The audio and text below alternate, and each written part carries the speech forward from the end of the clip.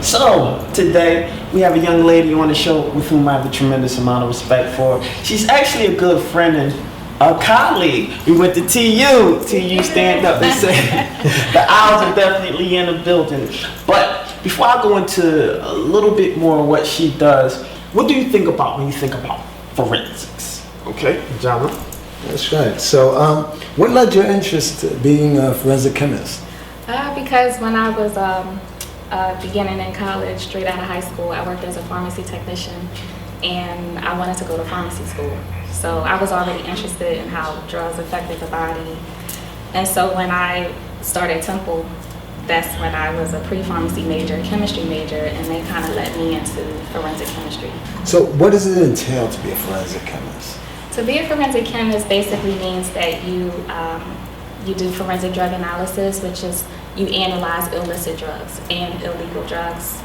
You analyze drugs such as cocaine, marijuana, heroin, and anytime there are drugs that are confiscated from an arrest or a crime scene, we have to analyze it and to determine if there's an illegal drug present, and then we testify in municipal and federal court as expert witness. So I know you have a nonprofit organization that you educate young adolescent females. Yes.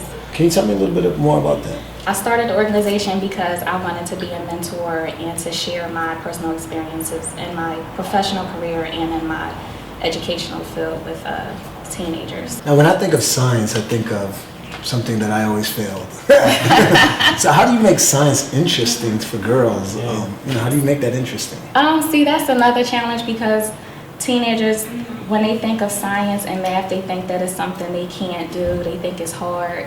They're really intimidated by it, but I make it fun because I share with them that I'm not the best mathematician, or people that I work with are not that great either, but it comes with just sticking to it and studying a lot, and anything you put your mind to, you can do. So I really make science fun.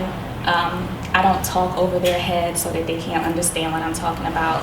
I make it, relatable to them so that they can know that I did it, so they can do it too. So.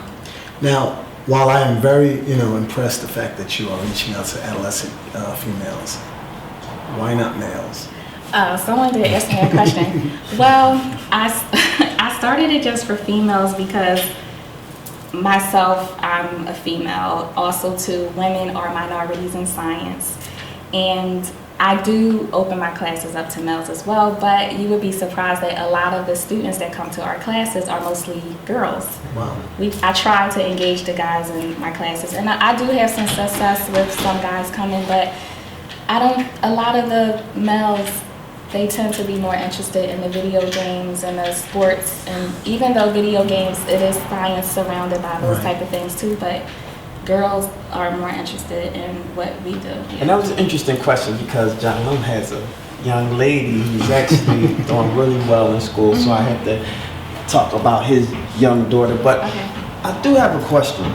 Now, on the top of the show, I asked, what do you think about when you think about forensics, right?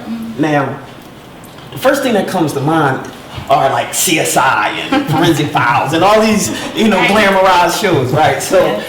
How real is that? Like, is it really real? Is it, or is it just Hollywood, A lot of it is just Hollywood. It's not really accurate. It doesn't really portray what we do in the field because the technology is glamorized, and just we don't get results in that amount of time as far as with 5 minutes or anything like that. It really takes longer to process the case. But what I have found is that we get a lot more people who are interested in our field and who are coming in to apply for our job because of CSI. So it really does a good job of engaging people and wanting to learn about the science of it. But it's really not that glamorous in real life.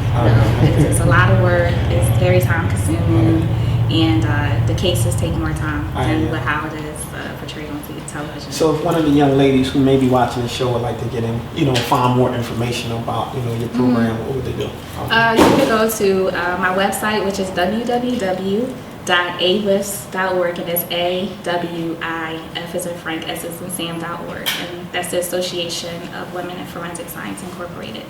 Well, we have to bring you back. Okay. Okay, would you come back? Yeah, I will come back. There you go. 3 guys don't lie. Thanks for watching. Thank you.